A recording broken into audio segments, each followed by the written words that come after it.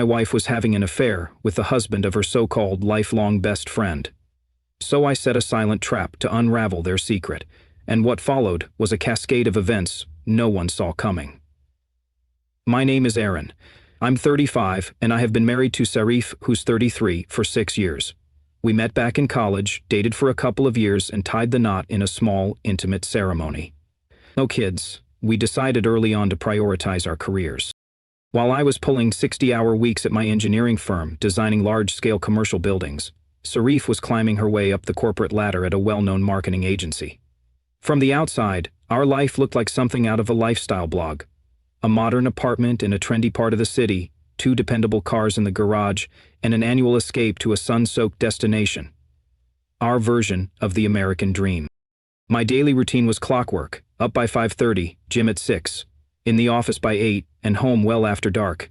Weekends meant either socializing with our friends or winding down with Netflix.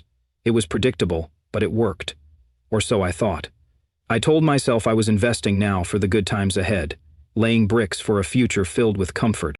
In those early years, Sarif seemed to be in perfect sync with me. She was driven, supportive, and present. Sundays were for grocery runs and meal prepping, complete with cute little notes she'd leave in my lunch containers. It was all picture perfect until, about a year ago, the small signs started showing. First, the meals stopped because she was too busy. Then the notes disappeared altogether. Suddenly, she was tied up, with endless client dinners, happy hours with her team, and late-night brainstorming sessions. I thought she was just networking, doing what she needed to level up her career. That was the plan, wasn't it? Our social circle wasn't huge, mostly a mix of old college friends, co-workers, and some couples from the neighborhood. Among them were Julian, a 34-year-old who worked in sales, and his wife, Diana, 33, who had supposedly been Sarif's best friend since high school. We met them at a charity event that Sarif dragged me to. Julian was your typical silver-tongued extrovert, always bronzed like he just came back from vacation, and endlessly bragging about closing deals or flying first class to Bali. He was the kind of guy who wore loafers without socks and talked about wine like he owned the vineyard. Diana, in contrast, was quiet, analytical, with a beauty that didn't need makeup or flashy clothes to be noticed. She often watched people more than she spoke, and when she did, her words were measured. Hosting them for dinner became our thing, twice a month like clockwork. Julian would show up with some overpriced bottle of wine and bore us with its exclusive vineyard origin story. Diana would bring a homemade dessert and observe everything in silence, her eyes always taking in more than she let on. Over time, these dinners became increasingly uncomfortable. Julian started making sly remarks about my job, casually pointing out that I was still at the same place while throwing glances at Sarif. He'd brag about his bonuses, how fast he was rising in his company, and how the real winners knew how to play the system. After these dinners, Sarif would gush about how ambitious Julian was, how he just gets it. I'd counter by reminding her that my steady paycheck was what kept our lifestyle afloat, unlike sales roles that crash and burn with a single missed quarter. She didn't appreciate that much. Sarif began suggesting we spend more time with Julian and Diana, just the 4 of us. She started turning down invites from our other friends, insisting she felt more herself around them. Eventually, we were hanging out with them nearly every week, whether it was dinner, drinks, or weekends at Julian's so-called family cabin, really a luxurious property owned by his parents. I kept showing up, convincing myself it was keeping my wife happy. But Sarif started changing. Her wardrobe got a full upgrade. Suddenly, her existing clothes weren't professional enough. Her long hair got chopped into a sleek corporate bob that matched the senior execs at her agency. She signed up for an expensive gym and began coming home late multiple nights a week, always with some excuse. Late meetings, big presentations, client emergencies. She started smelling like wine and department store cologne, and her phone became a fortress. One night, I woke up at 2 a.m. and realized she wasn't in bed. I found her on the couch, backlit by the glow of her screen, fingers moving like lightning. "You scared me," she said, clutching the phone. "It's just work stuff." Sure, because every normal job has emergencies at 2 in the morning. The next day, her phone had a new password. I was working too hard and trusting too much to push it further. Our conversations grew shallow. How was your day? What's for dinner? Good night. She stopped caring about my projects, stopped asking about my life. She only ever mentioned one colleague, her mentor at the agency. I didn't even need 3 guesses to figure out who that was. Even the dinners with Julian and Diana changed. Julian showed up looking more like a fashion model with every visit. Diana got quieter, if that was even possible. But she watched, She watched everything. I noticed the hand brushes, the jokes only they seemed to understand, the way Serif lit up when Julian entered a room. I ignored it all. We were married, we had a shared life. You don't just blow that up for some charming clown in designer shoes, right? I was wrong. And I didn't realize how catastrophically wrong I was until Diana decided to detonate the truth like a bomb. On a Tuesday, no less. It started like any regular day. I was elbow deep in calculations for a new downtown tower when my phone buzzed. It was Diana. That alone was odd. We rarely spoke directly. The message read, "Need to talk, not over the phone. Meet me at Riverside Cafe, 1:00 p.m. It's important." I stared at the message longer than I should have, my mind suddenly weighed down by 100 scenarios. Why Diana? Why now? Her tone wasn't casual. It wasn't a friendly invitation, it was direct, urgent, and unsettling. I tried to focus on the structural plans in front of me, but the numbers began to blur. I couldn't stop thinking about the way Diana had been watching lately, watching Julian, watching Serif, watching me. I replied with a simple, "I'll be there," and tried to look busy until lunchtime. I couldn't shake the tension crawling under my skin. The last few months played back in my head in flashes, missed connections, distant conversations, moments I chose to ignore. I knew Diana wasn't the dramatic type. If she reached out like this, it meant something serious. And if my suspicions were even remotely accurate, it wasn't just my world about to unravel. It was hers too.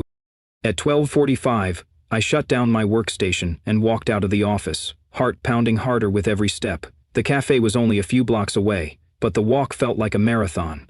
My palms were sweating, and my mind raced with questions I wasn't ready to ask. I spotted her through the glass window. Diana, sitting alone at a corner table, a cup of coffee untouched in front of her. She looked up as I approached, her expression unreadable. Whatever was coming, I knew it would change everything. Diana and I were never exactly close, which made her sudden message all the more surprising. We'd only ever spoken in group settings, her and Julian, me and Serif. Small talk over drinks, surface-level banter during dinner parties. So, when she texted me, asking to meet alone, and emphasizing it couldn't be over the phone, my curiosity spiked. There was a sense of urgency in her words that I couldn't ignore. I sat at my desk for a full minute, rereading her message before replying with a simple, "Okay." I walked into my manager's office and told him I had a personal emergency. Dave didn't blink. After years of logging back-to-back 12-hour days, I had enough goodwill in the bank to ask for time off without raising eyebrows. I grabbed my jacket, nodded to the receptionist on my way out, and made my way to the Riverside Cafe. The place was half empty when I arrived, but I spotted Diana instantly. She was tucked away in the farthest corner of the room, oversized sunglasses hiding most of her face. She looked exhausted, like she hadn't slept in days. Her posture slumped, her hands wrapped around a mug of coffee she hadn't touched. I slid into the seat across from her, trying to read her expression. "Thanks for meeting me," she said quietly, her voice barely above a whisper. "Is everything okay?" I asked, already sensing the answer. She didn't waste time. "Serif and Julian have been having an affair," she said flatly. "It's been going on for 4 months." Just like that. No build-up, no softening of the blow. My body froze. For a moment, I didn't react. Like my brain needed to buffer, to verify that I'd actually heard what I thought I heard.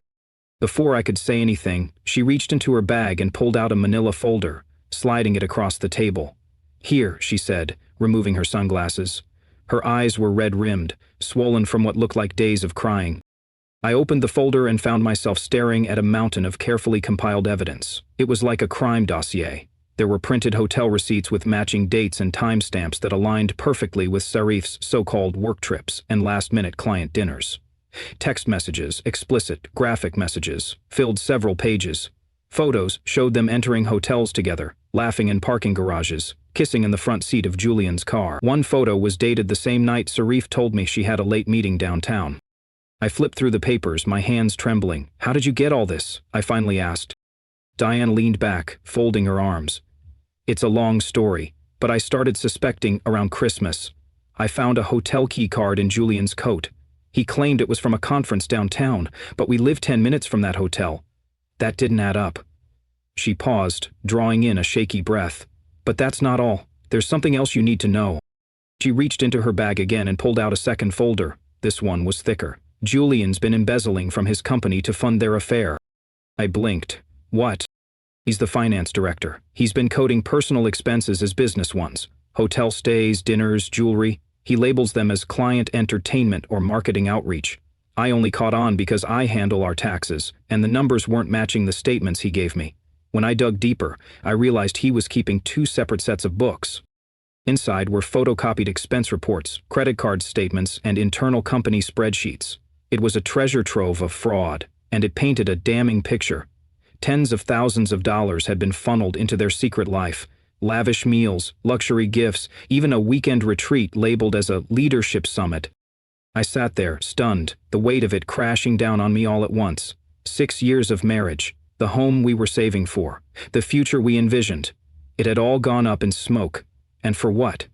For this sordid, juvenile betrayal with someone who'd smiled across my dinner table while stabbing me in the back. "Where are you showing me all this?" I asked, barely able to lift my eyes from the damning paperwork. Diana's face hardened. "Because you deserve to know. And because I'm done playing the fool. They've been laughing at us, Gavin, sneaking around while we worked late, while we supported them, while we tried to build something real. I won't be their punchline anymore." I thought back to all the suspicious moments, how Julian always volunteered to help clear dishes when we hosted, how Saif would light up when he made a joke, how Diana and I were often sidelined while they flirted in plain sight. "They didn't even try to hide it," I muttered. Diana nodded grimly. "They didn't have to. They thought we were too naive to catch on." She leaned closer. "There's more.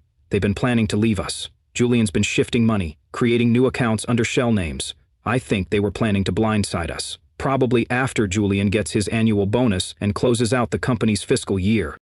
That's when the rage hit me, white-hot, disorienting. That's why Sarif kept pressuring me to move more money into our joint savings. She said we needed to beef it up before house hunting. She was setting me up. Diana clenched her jaw. "Julian asked me to add Sarif as an authorized user on our credit card last week. Said it was for work charges. I played along but never followed through." We sat there for a moment, the two of us united in shared devastation. It felt surreal, like a cruel twist of fate had landed both of us in the same nightmare. The betrayal was so thorough, so deeply rooted, it was almost absurd. "What are you going to do?" I finally asked. She exhaled slowly. "I've already retained a divorce attorney. Filing tomorrow. And I've prepared an anonymous dossier, every shred of financial evidence, already addressed to the company's board of directors. Julian thinks I'm just a clueless trophy wife. He's about to find out otherwise." I nodded, already mapping out my next steps. "Thank you, Diana, for showing me all this." We shared an awkward half-hug, an appropriate gesture between two people whose lives had been shattered in the same exact way by the same treacherous couple. I didn't return to the office. I called in sick, climbed into my car, and drove straight to the bank. My mind was running a mile a minute, focused not on revenge, but control. This wouldn't be a confrontation, not yet. It would be calculation, precision, and strategy. They betrayed the wrong person. At the bank, I opened a new checking account in my name alone and redirected my direct deposit. Then I transferred most of our savings, money I'd painstakingly stashed away for our dream home, into that account. I left just enough in the joint account to avoid suspicion. Sarif rarely looked at the finances anyway. That had always been my role. Next, I contacted every credit card provider. Where possible, I removed Sarif as an authorized user. On our joint accounts, I slashed the credit limits and set up real-time transaction alerts. Then, I called our investment broker and instructed them to freeze our shared portfolio until further notice. The wheels were in motion, and they had no idea what was coming. There was no way I was letting 6 years of careful saving bankroll my wife's new fantasy life with that smug fraud Julian. That money was meant for our future, our home, our kids, our security, not to fund hotel trysts and luxury gifts.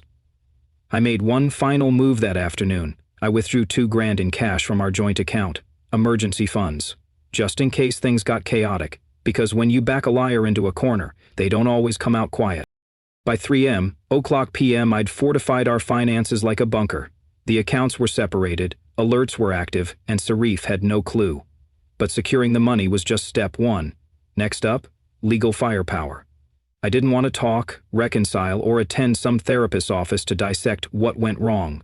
I wanted out, fast, clean, and with as little financial bleeding as possible. I wanted someone ruthless on my side. So I called Bobby, An old college buddy who'd survived one of the nastiest divorces I'd ever seen, the kind that turned normally reasonable people into courtroom predators.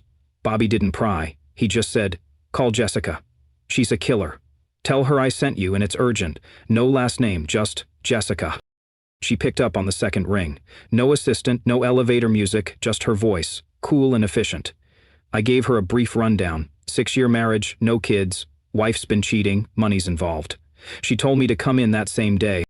Jessica wasn't what I expected. Mid-40s, sharp blazer, zero tolerance for bullshit. She cut through the pleasantries with a voice that made it clear she'd been in more courtrooms than I'd had hot dinners. "In our state," she said bluntly, "infidelity doesn't carry much legal weight unless it involves the misuse of marital assets. Lucky for you, we have proof it does." The photos, the hotel bills, the receipts for expensive dinners were logged as business outings. Jewelry gifted to Sarif was labeled client appreciation. All marital property spent on her affair. Jessica flipped through the evidence with the detached precision of a surgeon prepping for surgery. She didn't flinch once. "This is strong," she said. "It won't guarantee revenge, but it'll definitely help you keep what's yours. Act normal for a few days. Don't tip her off. I'll have papers ready in 48 hours. I left her office with a legal plan in place, a folder full of damning documents, and a $5,000 0-cents retainer lighter paid straight from the new account she didn't know existed. The divorce papers would be ready in 2 days. Jessica had already arranged for them to be delivered in the most impactful way possible, directly to Sarif's office, right after lunch, with half her department watching. Cold, sure, but so was 4 months of betrayal behind my back. Walking out of that office just after 6 p.m., I realized I couldn't go home. Couldn't sit across from her at dinner and pretend we were okay. Couldn't lie in bed beside her without thinking about what she'd done with Julian in some hotel room 10 minutes from our apartment. So I sent her a text, told her I was working late on a deadline, and drove to Bobby's downtown bachelor pad. He opened the door, saw the duffel bag, and didn't say a word, just handed me a soda, pointed at the couch, and went back to watching TV. That's real friendship. Quiet, supportive, no questions asked. Later that night, he stepped out to give me space. I took my drink and sat on his balcony, watching the city lights while memories swirled in my head like storm clouds. Photos on my phone. Us in Thailand last summer, smiling on the beach. Our anniversary dinner. The IKEA bookshelf we'd built together. The one that nearly drove us from sheer frustration. We'd laughed about it back then. Now it felt like a cruel joke. 6 years of shared moments, reduced to background noise for her secret life. Meanwhile, my phone buzzed nonstop. Texts from Sarif. "Working late again, huh? There's pasta in the fridge. Are you coming home soon? Want to finish that show tonight? You're being quieter than usual." Each message was a needle. The mundane normalcy of it, the casual deception. Like she hadn't been sneaking around behind my back thinking I was too busy or too oblivious to notice. I didn't reply. Let her sit in the silence. Instead, I messaged my boss, told him I needed a few personal days. Then I powered off my phone and cracked open the soda. That night wasn't about pride or control. It was about breathing. Just for a little while. The next morning, I got to work. No more sitting in shock. I made lists. Joint assets, accounts, and insurance policies. I changed every password I had. Email, social media, and cloud storage. Backed up every photo, every important document, downloaded all text messages I thought might be relevant. I moved with military precision. When I turned my phone back on that evening, it lit up like a Christmas tree, 28 missed calls and messages. Sarif had gone from casual to worried to clearly pissed. I replied with one message. "Busy with work, staying at Bobby's to focus, back in a few days." Her reply came within seconds. "What project? Why didn't you tell me? This isn't like you." The irony of her claiming to know what was like me after months of lies was almost laughable. I didn't dignify it with a response. By the third day, Jessica had delivered. The paperwork was brutal. Dates, receipts, text logs, all organized to paint a crystal-clear portrait of betrayal. There was no room for doubt, no space for denial. Jessica arranged for a professional process server to deliver the papers at 2:00 p.m., right after Sarif's team would return from lunch. At 1:50, I posted up in a cafe across the street, Americano in hand, eyes locked on the office building entrance. At 1:58, the process server walked in, confident, calm, manila envelope in hand. At 2:24, my phone started buzzing. Over and over. I ignored it. At 2:40, I saw her. Sarif came storming out of the building, mascara-streaked, phone clutched to her ear. Her expression was pure panic. I watched, sipped my coffee, and felt something I hadn't felt in days. Control. That night she found me. I don't know how. Maybe she called my friends, maybe she guessed. But around 8:00 p.m., the door at Bobby's apartment shook from the pounding. I didn't even have to look. I knew it was her. When I opened the door, she was a wreck. Makeup smeared, hair a mess, her face blotchy from crying. I blocked the doorway with my body. "How could you do this to me?" she shrieked. "Serving me at work, in front of everyone. You humiliated me." Her voice cracked. She tried to push past me. I didn't move. "I want all communication to go through my lawyer," I said, my voice even. She shifted gears like a seasoned manipulator, tears now streaming down her face. "It was a mistake. Julian meant nothing. We can fix this." But I was done fixing what someone else had deliberately destroyed. I didn't flinch, didn't raise my voice. I just stood there, letting her desperation bounce off me like rain on concrete. This wasn't about payback. It was about closure. She had made her choices. Now it was time for consequences. I closed the door in her face, locked it, and walked away without another word. When she started crying, I didn't flinch. I laughed, right in her face. I reminded her that I had every single receipt, all the damning texts she thought were deleted, the timestamps, the hotel confirmations, and the photos. Plenty of them.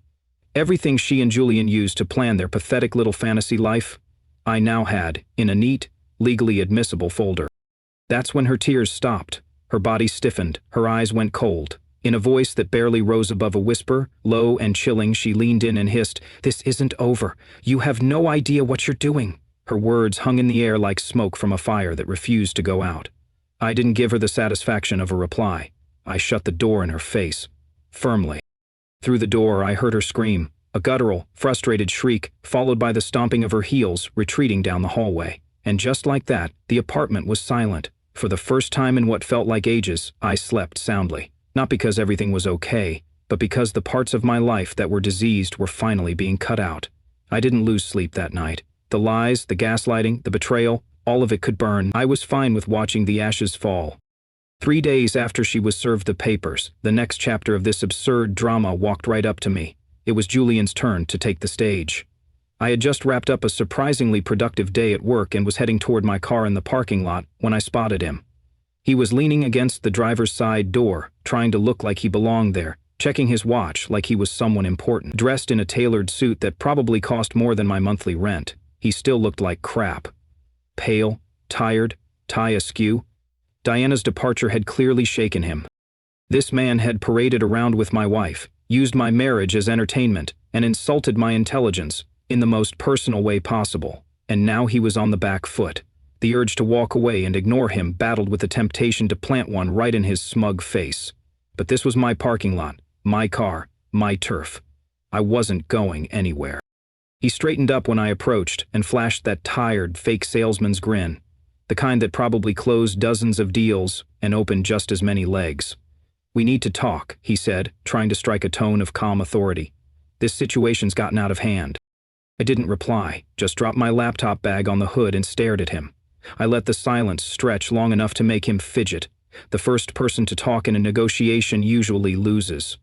He blinked and looked away. Cracked, first. "Look, man, I know you're upset, but sometimes things just happen. Marriages drift apart, people grow in different directions. Sorry if needed someone who could satisfy her." And just like that, I saw red. The words dripped from his mouth like poison. He had the audacity to treat my life like it was a romantic subplot in a cheap drama. His justification for betrayal was essentially the emotional equivalent of oops. I didn't give myself time to think. My fist moved before my brain could catch up. One clean hit landed across his jaw, and he hit the ground with a stunned grunt. He scrambled up, holding his cheek, blinking away tears. "You really had to humiliate her like that, serving her, at work, in front of everyone?" "Oh, my mistake," I shot back, my voice steady. "Next time my wife commits adultery, I'll throw her a farewell brunch with mimosas and a gift basket." His eyes darted around the lot, checking for witnesses. Then his tone changed.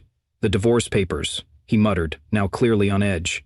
"Some of the stuff in there, it's a bit much." The financial accusations, especially.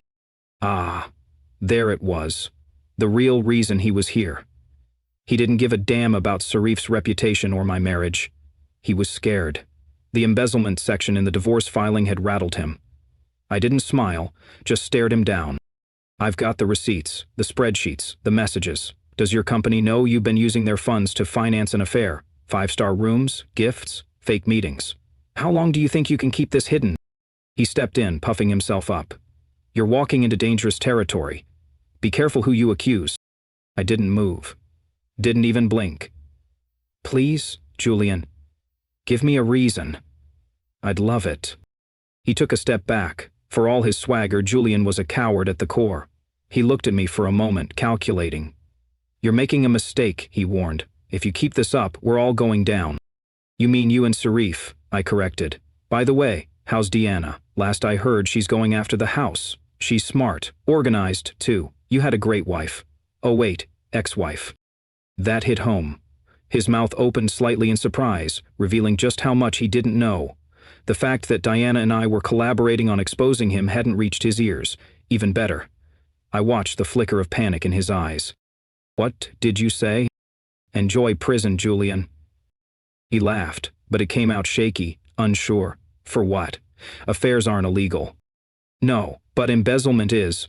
I grabbed my bag, unlocked my car and drove away.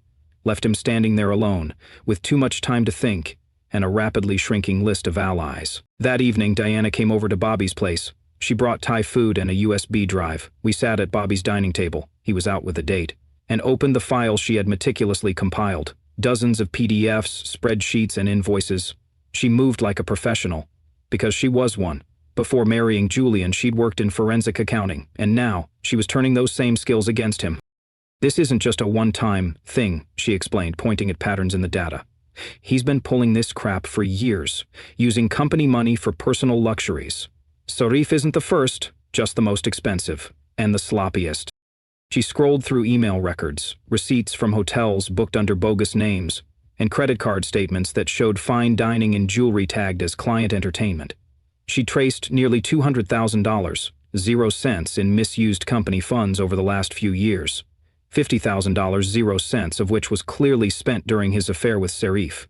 He got reckless, entitled, and we had him nailed to the wall. Diana leaned back in her chair, sipping her iced tea like it was just another Wednesday evening. He never thought anyone would hold him accountable. He was so used to skating by on charm and a few buzzwords, but now he's cornered. I nodded, already picturing the dominoes falling. You ready to drop this on his company? She smiled faintly. Already sent it. Overnight delivery to the board, the CFO, and HR. No anonymous tip this time. Signed it with my full name. Let's see how many ethics violations the golden boy can juggle at once. We clinked our soda cans together like war generals sharing a toast before battle. Julian had no idea the storm headed his way was named Diana, and she didn't miss. We weren't just survivors of betrayal anymore. We were the orchestrators of justice. And we were just getting started. As I scrolled through the spreadsheet Diana had pulled together, a particularly damning cell caught my eye, one of many transactions that painted a damning portrait of Julian's deception. Why didn't you report him sooner? I asked, glancing up at her. She gave me a tight, almost sardonic smile. I only pieced it all together recently, she said, her voice cool. And honestly, I needed to make sure I was out and protected first. Couldn't blow the whistle without building my own parachute. Smart woman. She had already shifted her personal assets, made meticulous records for her divorce proceedings, and positioned herself safely out of the blast zone. Only now, with her defenses up and escape route secured, was she ready to press the big red button. She wasn't just out for revenge. This was a strategic takedown. We spent hours combing through the files, organizing the overwhelming heap of incriminating evidence into something clean and clear. Phone records aligned with fake client meetings. GPS logs from Julian's company car showed he had gone to upscale hotels instead of any client office. Bank statements proving cash withdrawals that matched the dates Sarif received her surprise gifts. Hamilton always treated me like a decoration, Diana said with a hollow laugh, methodically labeling files. The trophy wife who planned dinners and smiled at cocktail parties. Never thought I'd notice the offshore transfers, or question his receipts. Joke's on him. I used to audit Fortune 500 companies for a living. By midnight we had compiled everything into a single encrypted file, receipts, transaction reports, text messages, and a comprehensive report that even a sleepy junior analyst could grasp. Diana set up an anonymous burner email using a VPN and encryption software to mask the origin. The plan was simple: send the package to Julian's board of directors, finance department, external auditors, and the SEC, all at once. There would be no escape routes for Julian, no deniability. "You sure about this?" I asked, my finger poised over the send button. Deanna's expression didn't waver. He didn't just lie and cheat. He stole. From his company, from our marriage. This isn't revenge, it's justice. She was right. What began as a response to betrayal had evolved into something bigger. This wasn't about two people and an affair anymore. Julian had committed financial crimes. Now it was time for consequences. I hit send. Then we poured ourselves drinks and waited. The reaction was immediate, faster than we had dared hope. By 9 a.m. the next morning, Diana's phone buzzed with a message from a friend in Julian's office. Company security had escorted Julian out of the building. His laptop and phone were confiscated on the spot. His access badges were revoked. He was handed a cardboard box and watched as his co-workers whispered behind computer monitors. Photos of his wife, a mug that said "one salesman," and a dead succulent were the only items he left with. By that afternoon, whispers about financial discrepancies and a compliance probe were flying through the building. Diana showed me the message threads, each more satisfying than the last. Julian called her that evening, voicemail after voicemail, each one more desperate than the previous. "Diana, please. I don't know what happened, but this isn't what it looks like. Just call me. We can talk. We can fix this." She hit delete every time. First blood was drawn, and it wasn't going to stop there. It's astonishing how quickly someone's carefully curated life can unravel when a single thread is pulled. Within 48 hours, Julian's company announced a full internal investigation. Forensic accountants were brought in. A compliance firm was consulted. The vibe had shifted from whispers to open panic in Julian's department. This wasn't just damage control. They were preparing to prosecute.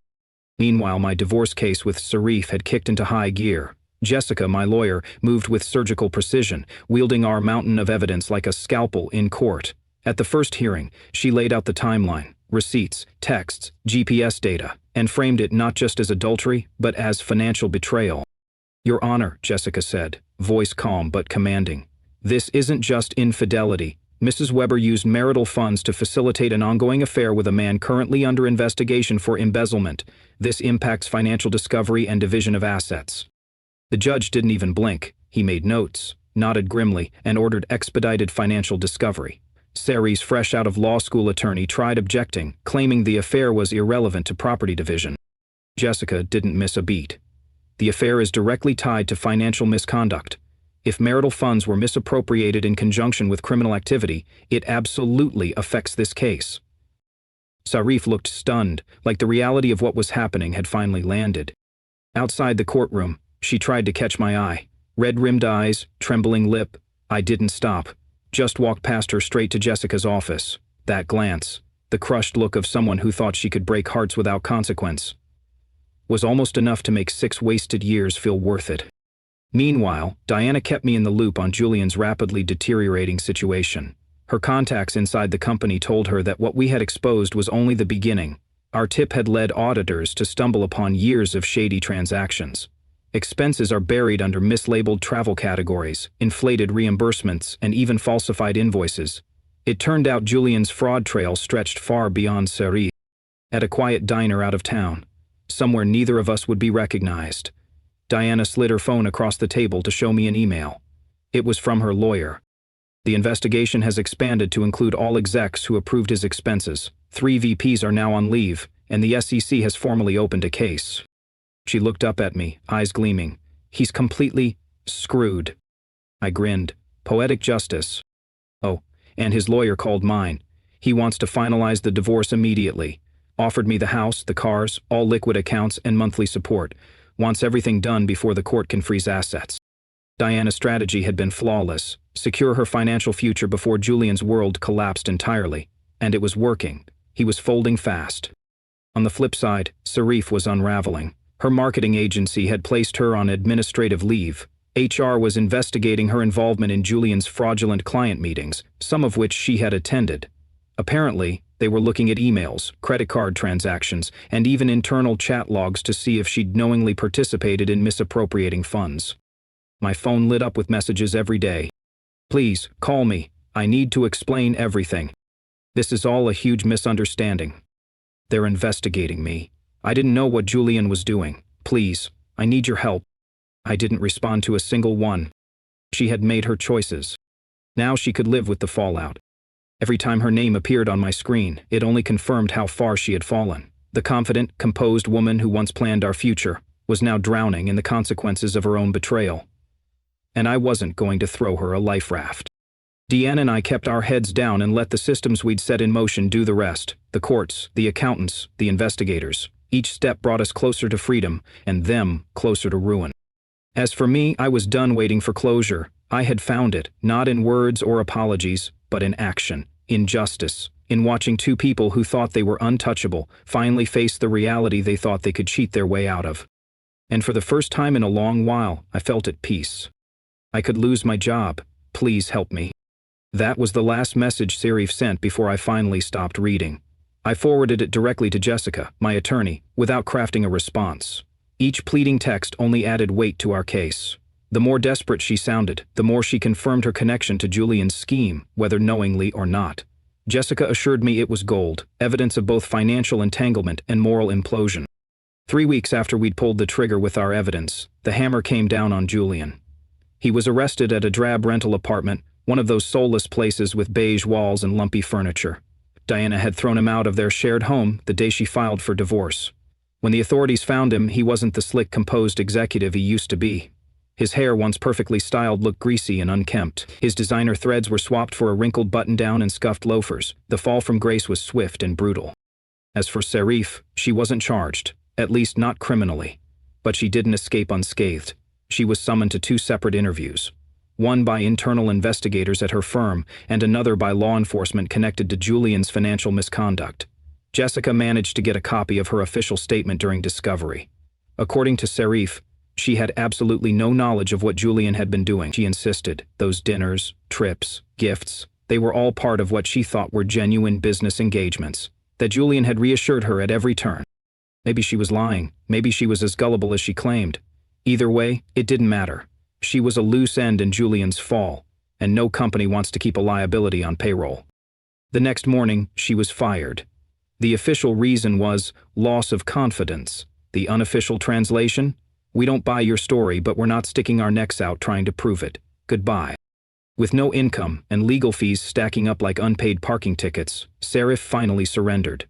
Her lawyer reached out to Jessica, waving the white flag with a proposed settlement that gave me just about everything I could ask for. I kept the condo, my retirement savings, our brokerage accounts, and the lion's share of our joint funds. She walked away with her car, her clothes, and enough cash to afford a studio apartment.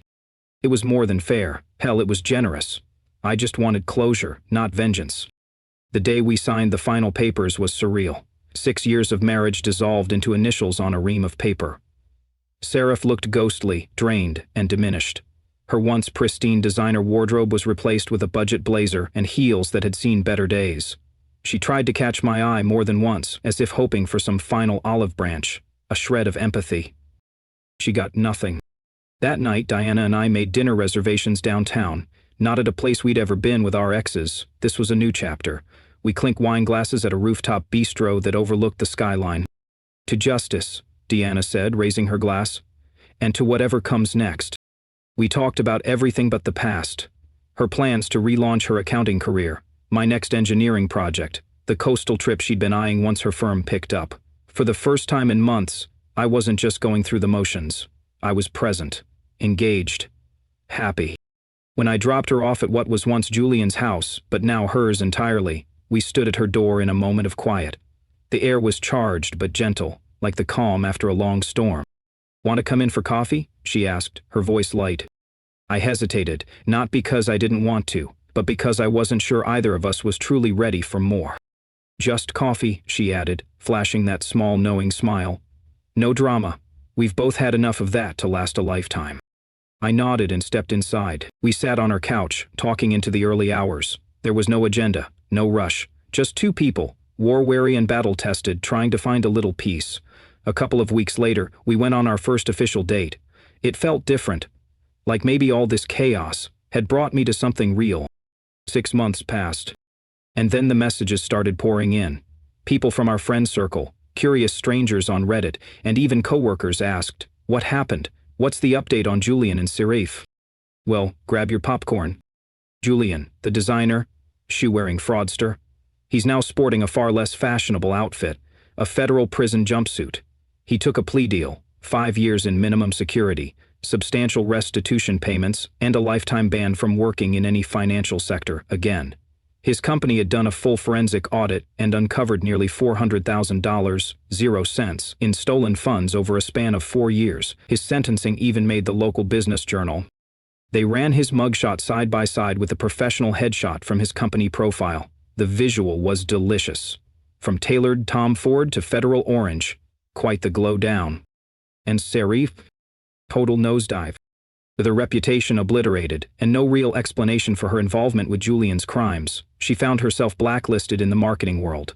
Last I heard, she was working retail at a suburban mall. Gone were the curated Instagram posts of beachside mimosas and rooftop brunches. Now her profile featured blurry photos of her parents' cat and vague inspirational quotes about starting over.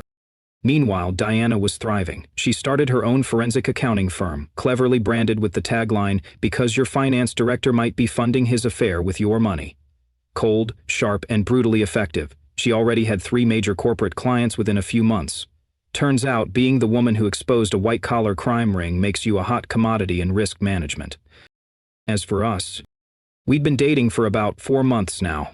Took it slow at first. Trust wasn't exactly something we handed out easily. But somewhere between laughter and late-night conversations, something clicked. We weren't just survivors.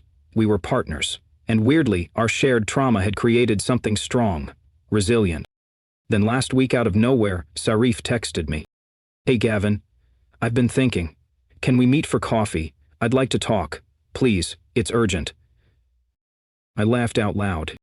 Diana and I took a selfie, peace signs, obnoxiously happy, practically glowing, and sent it back with the caption, "Sorry, too busy enjoying life. Good luck with yours." Should have left it there. But the show wasn't quite over. The next evening, around 8 p.m., my doorbell rang. I checked the security cam. There she was. Sirif. Makeup free, wearing a jacket 2 sizes too big, standing on my porch like a ghost of the life I used to have. I didn't open the door. I didn't even get up. I just watched her on the camera feed, standing there like a monument to every bad decision she had made. She waited for a minute, then knocked gently. Another pause. Then she turned and walked away. No words, no closure, just a fading echo of what she used to be. I took a deep breath, turned off the screen, and went back to the life I had built from the wreckage. A better life. One grounded in truth, resilience, and finally, freedom. Diana and I each grabbed our coffees, settled onto the couch, and turned our attention to my laptop screen. The security camera feed flickered to life, our own little private theater. Sirif stood at the front door, her figure shifting from side to side with visible agitation. She rang the bell once, twice, then began knocking with increasing urgency. "Gavin, I know you're in there. Open the freaking door, now." Diana nearly choked on her drink, laughing so hard she had to set her mug down to avoid a spill. I reached over and unmuted the intercom, keeping my voice calm and casual. "Sorry, can't come to the door right now," I said. "We're celebrating our 4-month anniversary." The transformation on Sirif's face was instant. Fury contorted her features, and then she caught sight of the doorbell camera.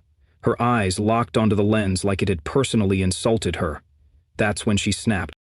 "You're with her," she screamed. "You think it's funny playing house with my best friend?" Dinah leaned in toward the microphone, her voice sweet but firm. "Former best friend, current girlfriend, upgrade on both counts, sweetie." That was the spark that lit the fuse. Sirif exploded into a full-blown meltdown, unleashing every insult in her vocabulary, most of which would have made a sailor blush. She hurled accusations, threats, and curses. Backstabber, homewrecker, manipulative little... The irony was apparently lost on her. Then came the physical outburst. She began kicking the door, pounding her fists against it like that would somehow rewind time or erase her mistakes. Inside, Diana casually sipped her latte. "Should we call the cops?" she asked, glancing over, "or just keep enjoying the show?" I shrugged. Why not both? I dialed the non-emergency police line while Sarif continued her one-woman performance, echoing through the entire hallway. 15 minutes later, 2 officers strolled up to our door, both looking like they'd rather be anywhere else. We watched from the laptop as they approached her calmly, trying to de-escalate the situation. "Ma'am, you've been asked to leave private property," one officer said. "Fuck, that ruined my life," she wailed, mascara streaking down her cheeks. "Relationship issues aren't a police matter," the second cop added dryly. Eventually, they walked her out, still screaming. Every neighbor had their doors cracked open, witnessing the drama unfold like it was primetime TV. Later, the elderly lady from 4B gave me a knowing smile and a thumbs up in the elevator. "Better than Netflix," she said. To top it all off, we had a restraining order issued against Sarif. She's legally banned from coming within 500 feet of either of us now. And apparently, she's telling mutual friends that Diana and I plotted the entire thing, that we somehow orchestrated our spouse's affair just so we could end up together. Life, as it turns out, has a dark sense of humor. Julian's counting ceiling tiles in a cell, Cerise folding sweaters at a strip mall, and Diana and I? We're building something honest, and this time, it's real.